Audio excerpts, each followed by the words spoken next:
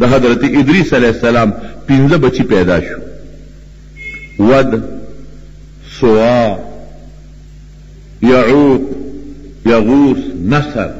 دا 15 بچی پیدا شو. ډېر نیکانو، ډېر صالحانو. اوس هم خلک نیکانو لراځي، صالحانو لراځي. دغه زمانې عالمانو،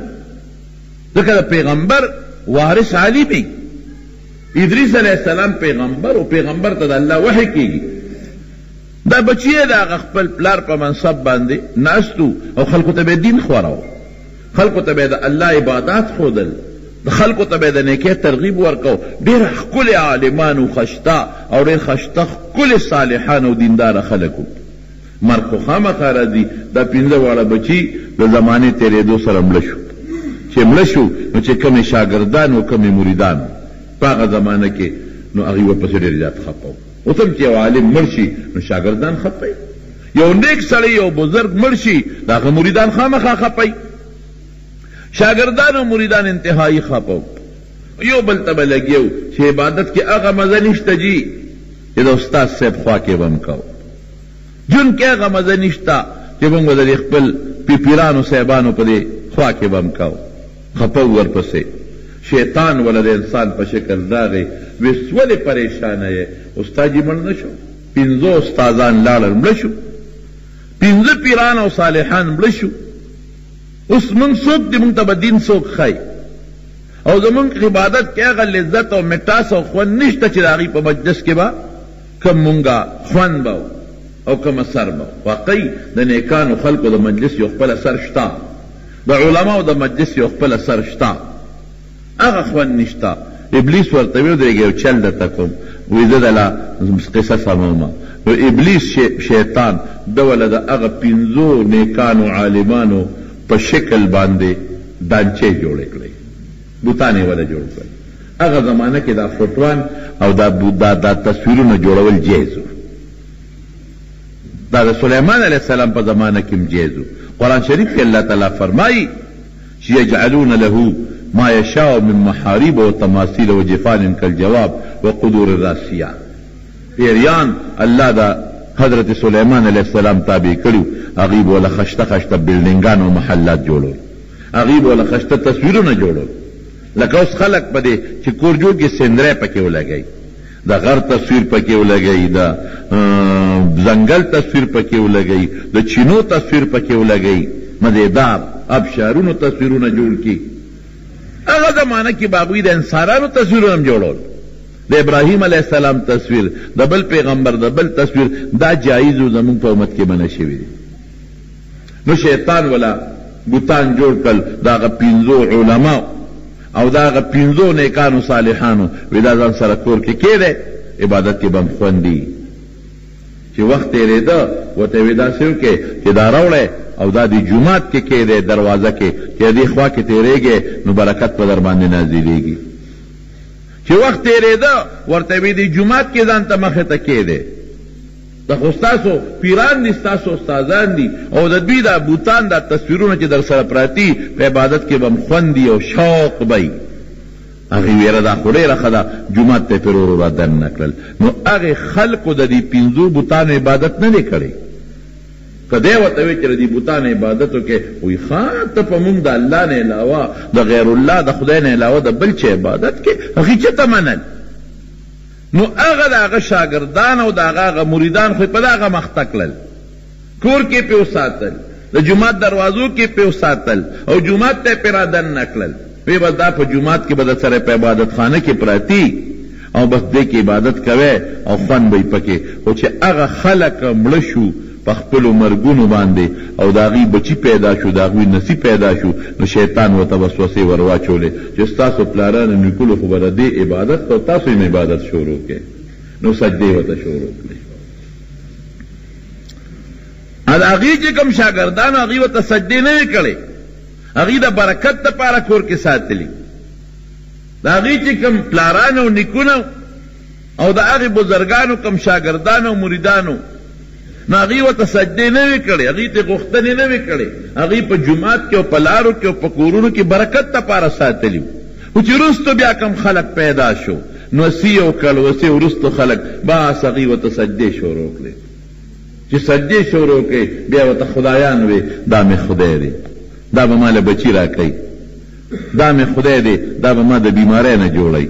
دا بل مې خدای دی، دا به باران وروي، دا بل مې خدای دی، دا به مصیبت ختموي. هغې نه د شرک بنیاد جوړ شو. ټول خلق دومره حد ته خبره ورسېدله چې څومره انسانانو دا ټول په شرک کې مبتلا شو. الله په دې میندس کې پیغمبران هم ورته راولېږل او خصوصا اخره کې ورته حضرت نوح علیه السلام راولېږه او 900 کاله نوح علیه السلام په دې خلکو محنت وکړ.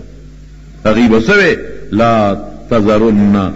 آلهتکم، یو بل ته به چې ګورې خپل خدایان پرې نه دی،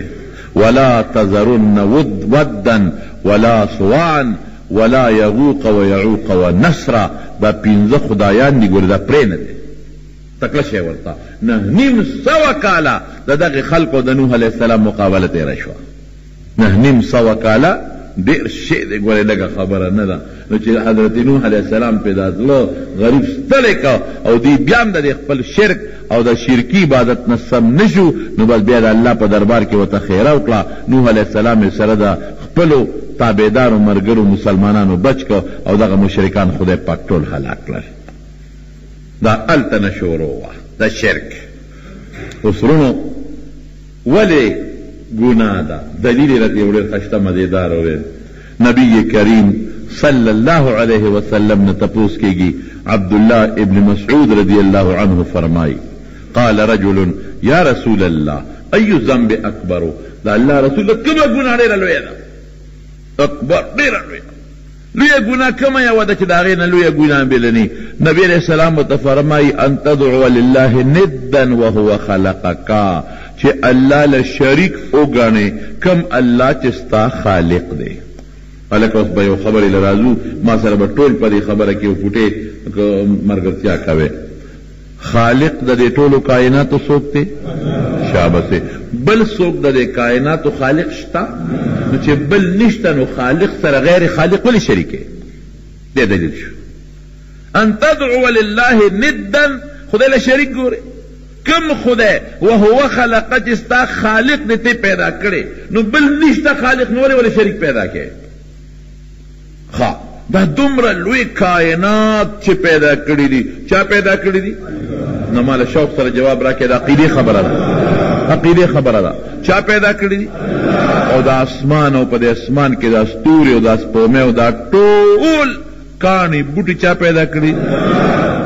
داسې بل څوک کولی شي؟ دا موجوده نور دا چې مونږ ورته ګورو دا څومره دی؟ مونږ ته خو یو معمولي غوندې طبخي عمره ښکاري. هلکه انور مونږ ته څومره ښکاري؟ ښکاري عمره طبخي عمره راته ښکاري. حالانکې دا څومره دی؟ دا د ځمکې نه، دا انور د ځمکې نه 14 لاکه چنده غټ دی. دې ځمکې سره چې 14 لاکه دومره ځمکې ملګرې کې لکه چې دا دوم ایله به انور ته ورسېږي. 14 لاکه چنده د دې ځمکې نه د انور غټ دی. لرې څومره دی د انور؟ دا څومره لرې دی؟ دا تاسو ته پته نشته. دا 9 کروڑه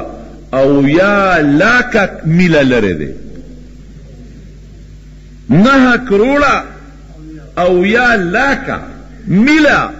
د ځمکې نه لرې دی. او دا ساسو سار وختي کې دا پوټینۍ غوندې ښي طرف ته دا ستوري نه، دا د سویل دا ستوري چې پخوا مشرانو بوته د سویل ستوري وي، دا به څومره وي؟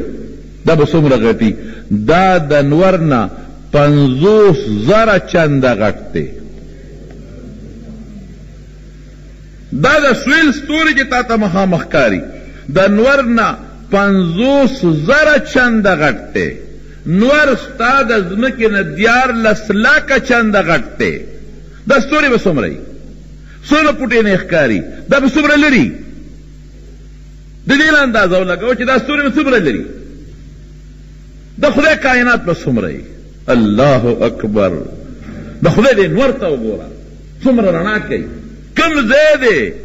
9 کروڑه او یا لاکه میله ستا نه لرې دی، دلته څومره ته ورارسېږي؟ دلته څومره رڼا کوي؟ هغه د سویل ستوري څومره لرې دی؟ چې ته اندازه ولګوه چې د انور نه 50,000 چنده غټ دی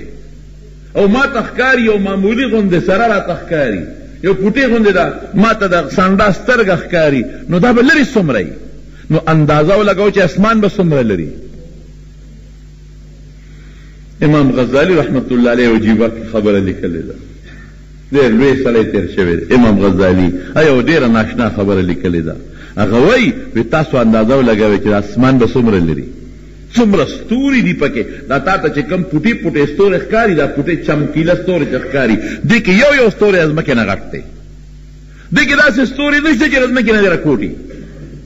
یو ستوری د ځمکې نه غټ دی او دا دومره دي کې دا شمېر نه زیات دي دا اربونو کربونو نه هم زیات دي اسمان به څومره لري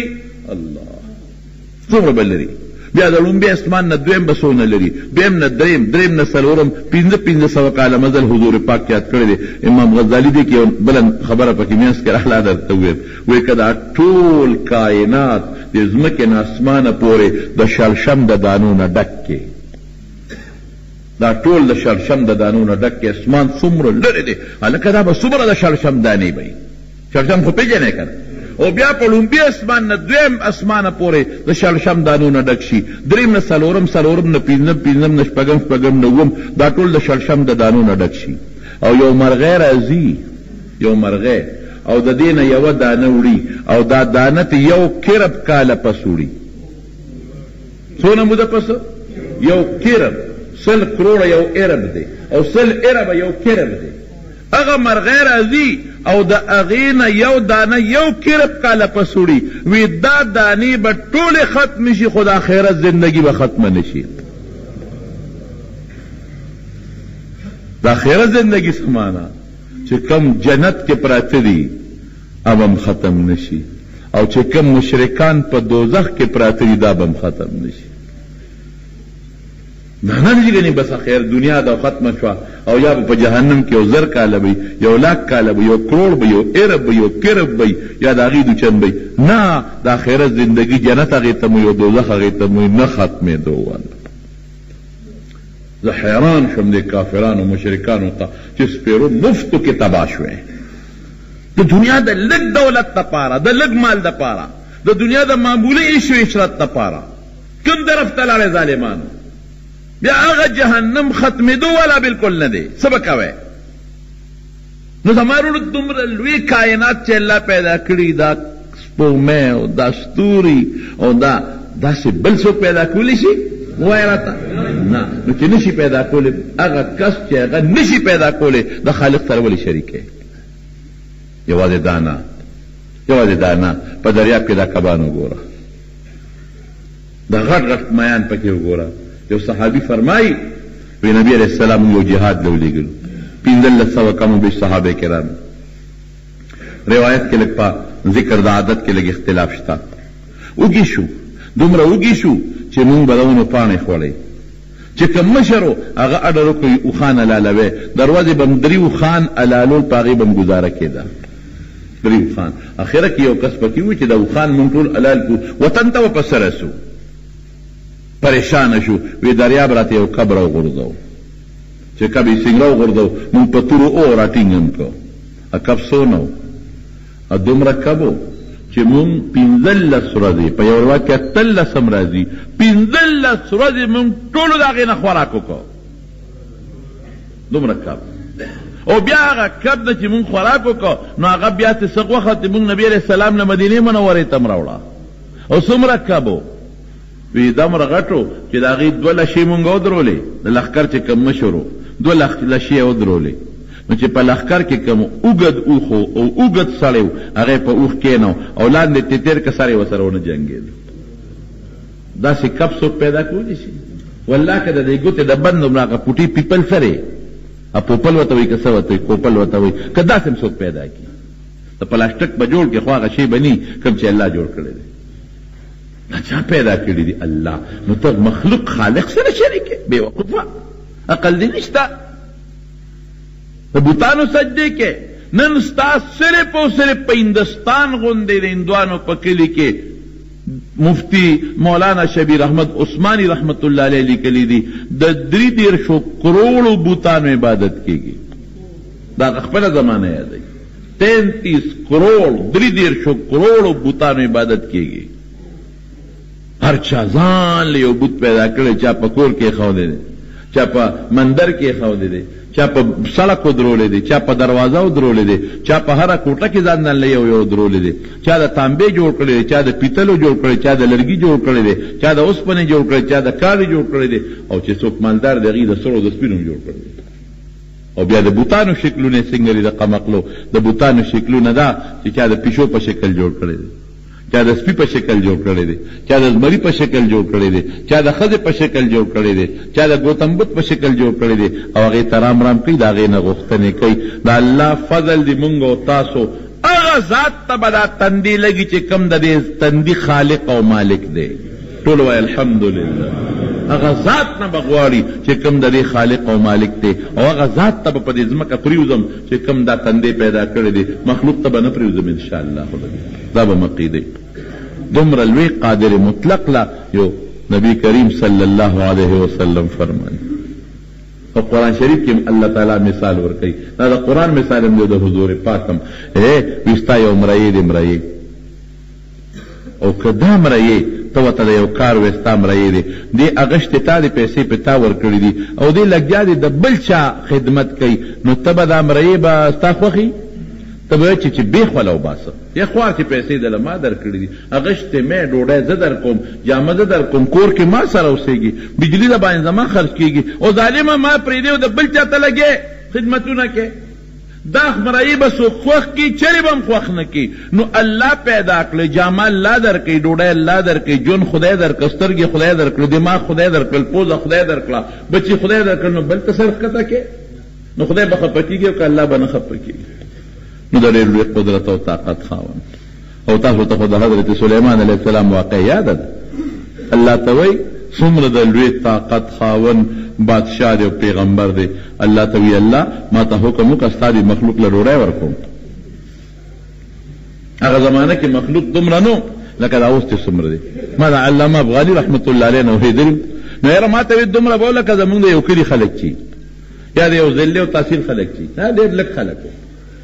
هغه وی د نوح علیه السلام زمانه کې هم دغه چې کوم ځای کې عراق کې خلک غرق شو وی دقه زیاتې نو افغاني صاحب له خو خدای وجیبه علم ورکړ لږ خلک نو هغه سلیمان علیه السلام خو لږ خلکو لکه دې زمانه کې څوک چاله دغه ورکړي دا جنګ باندې ډوډۍ ورکړي یو کلي له ورکړي دوه له ورکړي درې له ورکړي چې مالداري ورکړي نو سلیمان علیه السلام نو چې زه خو دا ورکولی ځکه شم چې زما خو پیریان دي او دیوان دي ټول زما په قابو کې دي اوس به ورته اډر وکړم او ارسه به برابر کړي الله وی نشي ورکول الله یو میاشت خو به ورکړم میاشت چېرته ورکولی شي کال نه میاشت نشي ورکولی یو ورځ به ورکړم ورځ هم نشي ورکولی الله یو وخت خو اجازت راکړه بېخدر مې کړم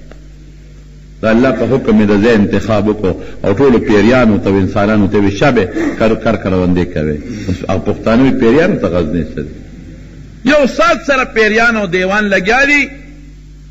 قرآن شریف کې الله تعالی فرمایي ومن الجن من یعمل بین یدیه باذن ربه پیریانو به ورسره کار کوو خدمت به یې ورسره کوو بعد یې تابع و لګیا دې ګیاګانې وکرلې شوې میوې وکرلې شوې د ځنګلونو نه میوې راغونډې شوې ګیاګانې راغونډې شوې فصلونه راغونډ شوې دنیا سیزونه وکرلې شو او د دریاب غاړه ورته الله وښولوي دغه ځای په دې خرې چې دریاب دا کبان به مخري او خلک به مخري او د پاسه پې اوریا ګرځي چې دا خوراک باندې نور نه لګي په دې سیزونو څخه نشي او یخه یخه هوا پې لګي قرآن شریف کې الله وی وز سلیمان الریح غدوها شهر ورواحها شهر هوا تابع ده چې داسې د ډیریو لګېدل د غرونو په شان دی د میوو د ګیاګانو د غلو هر قسمه او سلیمان علیه خلاصوي دا ټول ته اعلان وکړم چې راشه دا څونه مرغۍ وی چې دا به وخوري څومره کبان وی خو که یو شل منه مې ته دریاب ته وروغورځو ټول کبان به اخلاص نه کړي او ټول انسانان پې لګېږي که نه چې په لکلونو کې اخلاص نه کړي لیکن ورونو د الله د پوهې په شان پوهه د بل چا شته نشته پوهه د خدای ده که خو ظاهر ته ګوري که نه الله خور دی ته ګوري چې دا الله ارس تیار شو وی الله ملمستیا شروع کوم چا نه شروع کوم الله وی د دریاب دا میان بخي دا مخکې کا مطلب خو یې دا و چې راته به الله حکم وکړي چې دې پیریانو ته ووایه چې ور وغورځئ له غوندې ځکه تابع یو وی داسې وکړه څنګه حکم الله وی د دریاب د کبانو ته حکم وکړه چې ټول لاس یو زما میلمانه یې اعلان ورته وکړه ستا اواز به زه ټولو ته ورسوم لکه ابراهیم علیه السلام چې د حج اواز وکړو او الله ګوټ ګوټ ته ورسو ستا اواز به زه ورسوم ټول به درته راشي هغه وی ډېره ښه ده چې اواز وکړې ای کبانو تاسو نن د سلیمان د الله پیغمبر یم او زما تاسو ټول میلمانه یې راځئ او چې دا اواز یې وکړ یو کب په شتو راغی او چې څنګه په شتو راغی او سر یې بار راوویستو او جام یې کولاو کړه او د جام یو طرف یې د ډېر یو ځای کې کېښوده او بل طرف یې د بل ځای کې کېښوده هر څه یې را منځ کې راګیر کړل او چې قپ یې ورکړه ټول یې تېر کړل یو نوړی سره الواق سره هر څه ووال هر څه ختم سلیمان علیه السلام حیران شو کب ته ویې د خدای سپېره هر څه خو تا خلاص کړل دې نورو خلکو سره به څه کو د دنیا انسانان مې راغوښتي دي هلکه ډوډۍ له خلک پینډه تیاره ده زمونږ پښتانه ته وایي پینډه تیار پینډې سره څه وکړم دې خلکو سره به څه کوم هر څه خو تا خوړل کب ورته وایي میلمه ته څوک دا خبرې کوي ځه چې پېځې نو میلمه داسې شرمول کوي میلمه د کوربه سره دا لوبې کوي هر څه دې ووایي کب ورته څه وایي ای سلیمان ابن داود نار دې پرېښودو ماشاءالله چې لا مړی کې به پلاره پسد غوړ څیزونه دې وواله نار دې پرېښودمه وی دا چې تا نن څومره راکړه دا ماله روزانه خدای دوه نوړی راکوي نو یې تا ته وسپارلمه تا ته واغېستم نو نیم مې وخوړ او نیم اوږې پاتې شم اوس وایه د الله د قدرت په شان قدرت د بل چا شته نشته دا د خدای طاقت اوس ښه وګورئ د مارغانو ته وګورئ د زمریانو ته وګورئ زمري د خدای څومره مضبوط طاقت ورکړی غټ غټ غویان را پردي غټ غټ غویان یو لتې سره یو غوی بل طرف ته وغورځوي اتي ته وګوره خدای وله څومره مضبوط وجود ورکړی دی اوښ ته وګوره خدای وله کم شکل ورکړی دی څوک پاوا الوزي پاوا روان دي مارغان دي څوک په ځمکه کې دننه په سمسو کې او په سوړو کې پراته دي د چا هغه ژوند دی او څوک په دریاب کې دننه پراته دي او څوک په هوا کې دي څوک په دوخ پو ګرځي قرآن شریف کې الله فرمایي څوک په څلورو ګرځي څوک په شپږو ګرځي څوک په اتو ګرځي د وزر زنګ د خپو ته وګوره څومره ډېرې خپې دي د چا دوه وزرې دي چا څلور وزرې دي په هغې د پاسه په منډه دي چا له خدای یو خوراک مقرر کړی چا له خدای بل خوراک مقرر کړی دی څوک متیازې کوي او څوک نه کوي د شاتو مچۍ ده نه متیازې کوي نه غول کوي هلکه تاسو به وایئ چې هلکه دا خو دا شات غول نه دي څه پښتانه وایي که نه وی دا غول د شاتو مچۍ دا غول شات دي دا غول نه دي داسې زمونږ د خلکو خبرې دي دا الټی کوي دا چې کوم خوراک وکړي دا الټی کوي دا شات د دې الټی ده شاتو مچۍ نه ورکوټې او دسماتې کوي نه لوی کوي بعضې حیوانات دي د اوبو شی به خوري متیازې نشته بعضې حیوانات دي خوراک به کوي لو دسماتې نشته چاله به دواړی څوک باګی چې د هغې نه بچي پیدا کېږي او څوک به داسې بچي راوړي رښتیا ووایه دومره لوی قدرت طاقت د بل چا شته نشته دا طرف ته هغه ذات سره وهو خلقک ته پیدا کړې او بیا چې انسان یې پیدا کړ او څنګه ښکلی شکل یې موږ له راکړی لقد خلقنا الانسان فی احسن تقویم خشته شکل یې موږ له راکړی په ټولو شکلونو کې د انسان نه ښکلی شکل د بل چا نشته د ډېر ښکلی شکل دی د انسان مزېدار سترګې دله درکړه پوزه یې دله درکړه اوبه چې څکې سترګو باندې به ورته ګورې که دا سترګې دې په سټ کې بیا به دې ورسره څه کوي او که دا خوله دې شاته بیا به دې ورسره څه کوي او که دا غوږونه دې په دا خېټه کې دې سره به دې څه کوي تا سره دې خبرې کولې زر به دې ورته لمن اوچتوله چې خبرې ووره او که دا غوږونه په دا سر کې نو چا سره خبرې کوي زر به ټوپې پټکې ورته کوزاو د خدای نظام ته او سپېمېرې پورته دي لکه معمولي غوندې چېرته کڼه مڼه ته بیږي رومال به راوالي ځان له به پاکې کړي که نه که دا شاته وي څه به دې ورسره کوي دا خپې دې لاندې دي خو مزېدار پرې ګرځې که دا دې سر کې وي سر ډورګولې به ګرځېدې څومره ښکلی شکل الله انسان لورکم لاړې دي په خوله راځي لوی اودس ماته دی لاندې روان دی لاړې هر وخت راځي که لوی اودس ماته هر وخت راته بیا به دې ورسره څه کول لاړو په شان دی د سترګو د اوبو په شان دی که لوی اودس ماته هر وخت راته بیا به دې ورسره څه کول د لوی اودس ماته دی که دې پورته بیا به دې ورسره څه کول او دا په خېټه کې چې دا څخه بوی والا هوا ده که دا بنده نه وي او دا هر وخت چالو وي قسم دی که کور کې هم چا سره ژوند تېر کړی وي او څومره ښکلې پوټینۍ ژبه د خدای در کړې ده او څومره تېز اواز ترې خېږي څټک او ساینسدان ترې راوالې هم دونه تېز اواز نه کوي لکه ژبه چې کوي سړی حیران شي ژبه غاښونو سره لویه ډغر هم نه وی معمولي لګي څومره ښکلې خبرې ته راوځي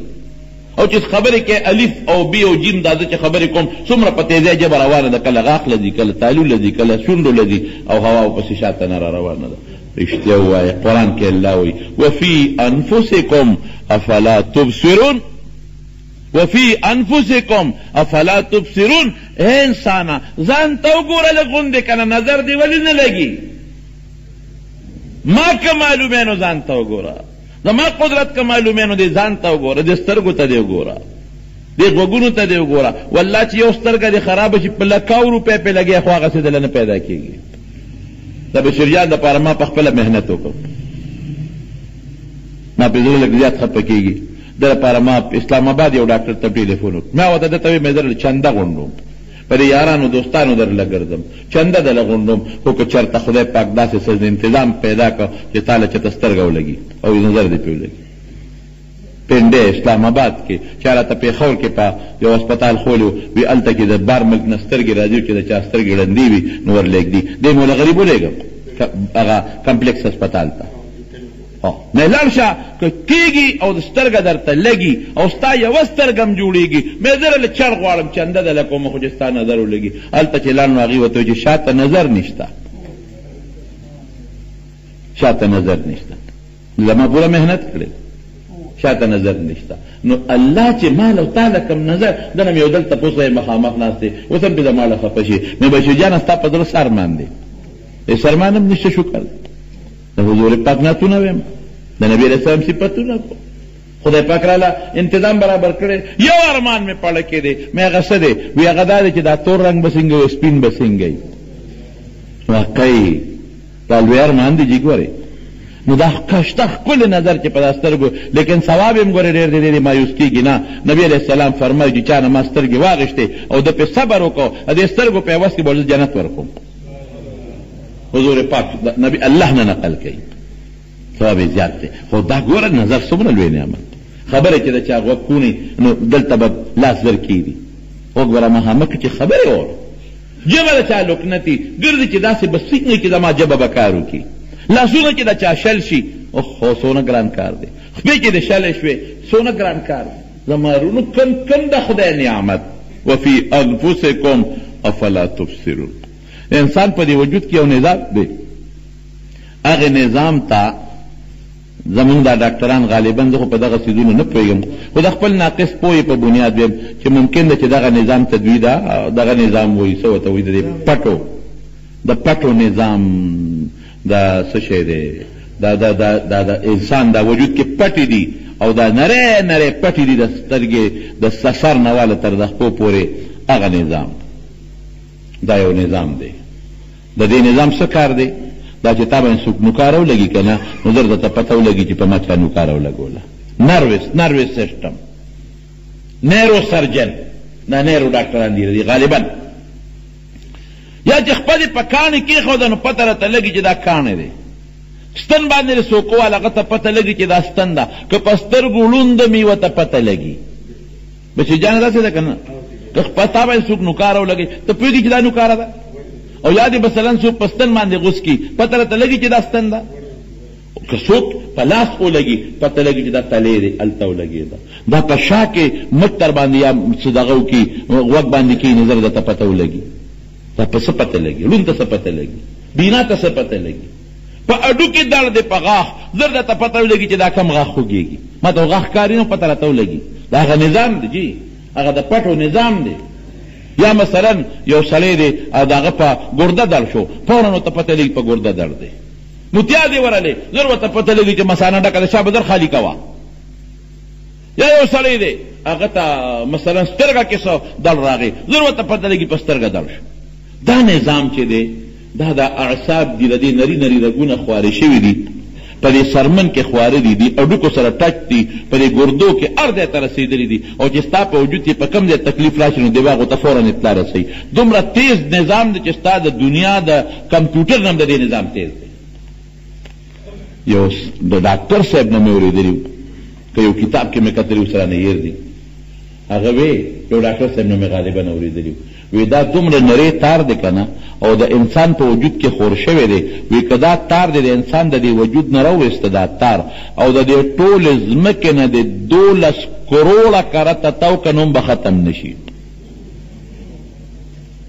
دا د خدای نظام. وفي انفسکم فلا تبصرون. نو دومره د لوی قدرت مالک سره به ته مخلوق شریکوم نه ان تجعل الله ندا. نو لوی ګناه دا ده چې خدای له شریک پیدا کړي وهو خلقک حالانکه الله ستا خالق دی. نو چې ستا خالق دی او دا نور مخلوقات دی نو مخلوق خالق سره شریک دی. الله قرآن شریف کې فرمایي افمن یخلق کمن لا یخلق. ایږي لکه موږ نه خدای پاک موږ څونه قمقل یو من انسان من حیث الانسان یادو موږ شکر دی مسلمانان یو ټول وایي الحمدلله. انسان څومره قمقل دی الله ګیله کوي سوئی افمن یخلق کمن لا یخلق.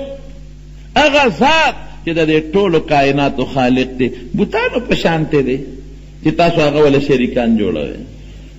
وی دا ځمکه چا پیدا کړې ده ما نو چې چا نه ده پیدا کړی ول شریکوي. وی دا اسمان چا پیدا کړی دی ما نو چا نه دی پیدا کړی هغه ول شریکوي. وی ته چا پیدا کړی وی ما پیدا کړی الله وی. او دا تیاره او دا ظلمات او دا رڼاګانې چا پیدا کړی دي الله. نو دا بل به سره شریک دی دا ډېر لوی جرم او ګناه ده. په مکه مکرمه کې شرک څنګه راغی؟ مکه مکرمه کې اسماعیل علیه السلام چې کله وفات شو هغې خو به بیت الله نه تاوېدل نو چې کله خو د بیت الله نه کم خلک لږ نو هغې وی چې خو بیت الله هم یو کاڼی دی راشه موږ هم نه یو کاڼی پیدا کړو نو کاڼي ځان له واړه واړو کتل او هغه کاڼو ته به سجدې کول. او په مکه مکرمه کې یو کافر تیر شوی دی یو لوی کافر عمرو ابن لحی هغه باندې څه بیماري ولګېده چې بیماري پې ولګېدله نو چا ورته چې شام کې یو چینه ده په هغې به ولمبې جوړ به شي نو د مکې مکرمې نه شام ته لاړ نو هلته په هغه چینه ولمبل یا جوړ شو یا جوړ نه خو په شام کې خلکو د یو بوت عبادت کوه هغې ته هوبل وی ده وی چې دا څه شی دی چې دا تاسو عبادت کوئ وی دا خو زمونږ خدای دی که نه هوبل وی مال یو نه راکوئ ده وی چې راشي یو ناشنا تحفه ده لکه خلک چې یو وطن ته لاړ شي ځان سره یو ناشنا تحفه وړي هغه یې جوړ به کړو ده لکه نه یو بوت یې وله جوړ کړه هوبل نو مکې مکرمې ته یې راوړه خلکو ته یې وی چې دا خو د دې عبادت پکار دی نو هغې صاحب په بیت الله کې دننه کېښود نو وروسته نور هم زیاتېدل نو لات او منات عزا دا خدایانې کېښودل د هغې عبادتونه شروع شو نو چې دا خلک ګمراهۍ ته ورسېدل نو الله د دواړو جهانو مبارک سردار ورته راولېږه صرف او صرف د شرک د رد دپاره. حضور پاک په مکه مکرمه کې دا څومره سختې برداشت کړي دي نور څه سیاسي اختلافات نه ګورئ تاسو ته خو ما قصه کړې ده ابو جهل او سرداران دغه له د پیغمبر اسلام تره له ابو طالب له او مذاکرات یې ورسره وکړل بیدارواره دې راوغواړه او د خولې فساد جوړ شو موږ سره او فتنه جوړه شوه کور په کور دشمنۍ دې جوړه کړو هغه وی دا خو ډېر ښه شو مذاکرات به وکړو جوړه به وشي چې راویې غوښتل وی هغې ورته وی که دې ښه ده غواړې موږ وله ورکوو سوچ یې غواړي ښه خاندان دی ښشته دی هوښیار دی قابل دی موږ پې فخر کوو چې بله یې ورکوو مال غواړي ورکوو او که مشري غواړي هغه هم کوو. نبی کریم صلی الله علیه وسلم اپوی شو بس ته وی ورواره وی قوم سره نور جګړه ماله د قوم مقابله ګرانه ده جوړه ورسره وکړه که نه هتې روان شو سترګو کې اوښکې روانه شو او ورته وی کاکا وی خیر دی تا نه خفه کوم که ته د قوم نه مجبوره نو پروا نشته وی زما د الله په ذات قسمی زه ښځو له راغلم دنیا ته، زه مال له راغلم، جګړه مې په دولت ته وسره، په حکومت ته، په سلطنت او په ریاست نه. قسم دې کړی یو لاس کې راته نور کیدي نور او دې بله کې راته سپومې کیدي، خو چې دا کم د الله د توحید اواز دا به پرې نه ده راغلی چې سر پاره دا شرک دی، ګناه ده. دا دی چې د بوتانو عبادت کوي دا ګناه کوي، دا شرک کوي، کفر دی، دې نه اړو. ګوره د حضور پاک مقصد د راتلو سو دقه د شرک رات مدینې منورې ته لاړ، هم د دې مشرکانو سره جهادونه. که ته د پیغمبر په نقش قدم تل غواړې نو حضور پاک د شرک د رد دپاره راغلی دی. مقابله د شرک یې کړې ده، مقابله د کفر یې کړې ده. هغه زمانه کې چې څومره نږدې نږدې خلک ورسره ټول مشرکانو، که په مدینه منور کې یهودیان و مشرکانو. قالت اليهود عزير ابن الله، عزير علیه السلام ته به د خدای زوی وي. که عیسایانو هغوی به شرک او قالت النصارى مسیح ابن الله، عیسی علیه السلام د خدای زوی. او که مجوسیانو هغوی به اور ته سجدې کولې. د دې د رد دپاره خدای پاک د دواړو جهانو مبارک سردار راولېږو او الا الله پاک د دنیا نه ولېږو چې په خپل مقصد کې کامیاب کو، د کفر او د شرک خاتمه راوسته. او مکه مکرمه چې فتح شوه نو د بیت الله نه ګیر چاپېره 360 بوتان پراتو. څومره بوتان؟ او په بیت الله کې دننه بوتانو د ابراهیم علیه السلام بوتې جوړ کړو او د اسماعیل علیه السلام، او په لاس کې د جواري غشي ولې ورکړو چې دا جواري د دوی شی دی. نبی علیہ السلام چې دار تیرا وباسه نو الا بیت الله ته ننوځم نو هغه بوتان تیرا وویستل او په ډکي به یو بوت واو او ټوټې ټوټې به پرېوتېده او دا به وی قل جاء الحق وزهق الباطل، قل جاء الحق وزهق الباطل. حق راغی چې توحید والا دین دی، دا الله دا یومن الوالا دین، وزهق الباطل کفر و شرک لن ختم شو، ان الباطل کان زهوقا. او دا شرک او کفر خدای ختموي. زمانو په ټولو کې خطرناک او غټه ګناه څه شی شو؟ شرک. او درې قسمې دي. ګورئ، یو قسم یې دا دی چې په ذات کې د خدای شریک وګڼي، یو قسم یې دا دی دو خدایان. قرآن کې الله وایي لو کان فیهما آلهة الا الله لفسدتا. هلکه په کور کې دوه مشران کېدی شي نه؟ که دې ځمکه اسمانونو کې دوه خدایان وي هر څه به تبه و. یو خدای به وي د انور تا ټول عمر د مشرق نه راوخېجو، بس ته که نه اوس یې ما ته پرېږده که دې بل طرف نه راخېجو. بل به وي ته خو هغه یو له زامن ورکې، بس ته که نه زه وله لور ورکوم، نه بل به زه وله زوی ورکوم. لوی تصادم به راغلی. نو یو دا دی چې دوه خدایان، یو دا شو. دویم څه دی؟ د الله په شان خشته صفات بنده له ثابتول، دې ته شرک فی صفات وایي. الله له چې کوم علم دی داسې علم د بل چا شته؟ جواب راکړئ نشته. الله هر وخت په هر ځای کې موجود دی. الله په خپل اختیار هر وخت په هر ځای کې موجود دی. الله په هر وخت کې د هر څه نه په هر ځای کې خبردار دی. الله هر وخت کې هر څه اوري، الله هر وخت کې هر څه ویني، الله هر وخت کې په هر څه باندې خبردار دی. دا صفتونو کې کدی یو صفت هم د الله نه ماسه بل چاله ورکړه څه ورته ویل کېږي؟ شرک. شرک فی صفات. او بل شرک فی الافعال په کارونو کې اسمانه هغه کارونه هغه څیزونه چې زمونږ د اسبابو نه بالاتر دي. هلکه څه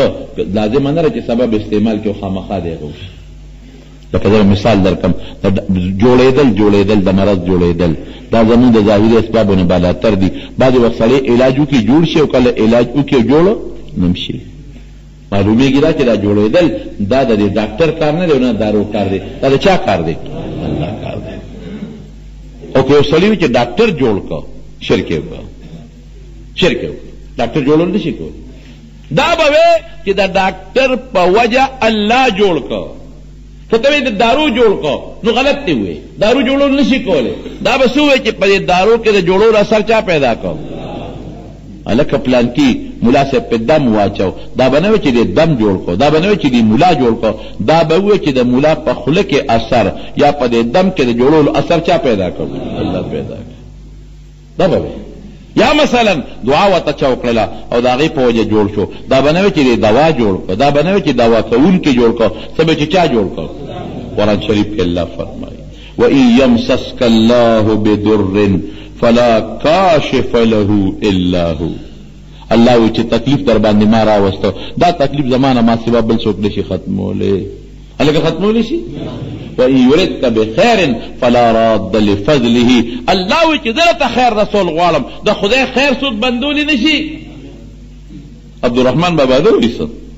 عبدالرحمن بابا وی کنه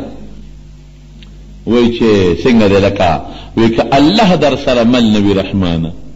که الله در سره مل نوي رحمانه که لښکر در سره وي یکتن ہے نو والله که دی لښکر بچ کی چې الله دله جون درکه الله دل عزت درکه الله درله امن درکه نو نه دی ټوپک وجلی شي نه دی دشمن وجلی شي نه دی پیسه وجلی شي او نه دی د غر د سر لاندې کا نه دی هغه وجلی شي او چې الله درله مرګ راولي نو نه به ټوپکي نه به تبی نه به دشمنی نه به ګولیوي نه به اکسیډنټي نه به اوري نه به سیلابي د شپې به ودې په خوځ ونه سو باسي جون د عمر د چا په لاس کې شو عزت او ذلت د چا په لاس کې کائنات څوک چلای الله چلای بچی څوک ورکوي دا به نه چې پلان کې بچی راکړو بچی به خدای ورکوي دا به نه چې پلان کې جوړ کړو بعضې خلک د زیارتونو نه په دې تمه ځي دا عقیده هم ګوره درسته وساتئ زیارت نه په دې تمه ځي چې هغه زیارت به زمانه بعد وباسي بعد دي په وجود کې جوړی به مې هغه زیارت به بچی راکوي اوه خطرناک عقیده ده قطن به دا نه وایي دغه زیارت چې کوم وخت جمع دیو د به بچی د چا نه غوښتل لږ سوچ وکړئ که نه بچی د چا نه غوښتل دغه زیارت چې کوم د الله ولی دی او نیک انسان دی دی چې به بیمار شو چا ته به چې ما جوړ کا نو تا هغه الله ته ولې نه وی دغه نیک سړي ولی د خدای چې بچی نه کېدل چا ته به درخواست کو چې ما له بچی راکا الله ته نو د خدای ته نه کې دا به بالکل نه وی قطعا به نه وی د مشرکانو عقیده و د بوتانو متعلق هغوی به څه وی ما نعبدهم الا ليقربونا الى الله زلفا موږ د دې بوتانو عبادت دی لکو چې دا خدای ته نږدې کي نو چې هغه لپاره سپیره عبادت کوي چې خدای ته مې نږدې کي نو ډایرکټ د خدای پاک عبادت ولې نه کوي زمارونو انسان نه به فایده اخلو عالم لبزوب دعا راته وکړه بزرگ لبزو دعا راته وکړه دم به استعمالو علاج بکو زیارتونو لبمزو زیارتونو لتل منع نه په شریعت کې نیکان صالحان بزرگان هغې له به ټولو لبزو خو کوم څیزونه چې د مرض سره تعلق لري بچی ورکول عزت ورکول ذلت ورکول باران ورول دې څیزونو کې د ټولو کې به مونږ سوال د چا نه کوو بیا الله نه به بنده نه مونږ سوال نه کوو الله نه به کوو او که مونږ د خدای پاک چې کوم کارونه کوي دا د بنده له ثابتو چې بنده هم داسې کولی شي زوی ورکولی شي انسان جوړولی شي دې ته شرک وایي او شرک خطرناکه ګناه ده زمانو نو الله دې د شرک نه وساتي نو لږ به یو بوټی احتیاط کوي شیطان مونږ پسې شاته لګېدلی دی ډېر خطرناکه طریقه او په معمولي شبهو مونږ بربادوي دي کې صفا د الله تعالی د قرآن شریف آیتونه دي او صفا د پیغمبر علیه السلام مضبوطه حدیث دي پکې نو معمولي شکونه او شبهې او شعرونه او معمولي غوندې داسې د بعضې ګمراه خلکو خبرې دا برباد او تباه نه کړي او بیا زه ډېر په بل څیز یېرېږم د ځنکدن په وخت کې شیطان همې تباه نه کړي هسې نه چې هغه راته داسې څه بعضې څیزونه وښیي چې داسې کوه د بل څیز یې تباه نه کړه داسې کوه او زه داسې وکړمه او فورا تباه نه شم شرک ونه کوم نو خدای دې د شرک نه ساتي لږ به شرک څه ته وایي پوه خو شوی پرې که نه الله له شریک ګڼل دریو ځایونو کې په ذات کې چې دوه خدایان دي دا نشته یو دی په صفاتو کې چې د الله کوم خشته ښکلي صفتونه دي دا به بنده له نه ثابتوو او بل په کارونو کې چې الله کوم کارونه کوي مونږ به دا نه وایو چې دا بنده کوي بنده صرف کسب کوي خالق رب العالمین دی او بنده چې کوم کسب کوي په دې لاسونو پو کې دا طاقت ولې چا پیدا کړی دی دا هم الله پیدا کړی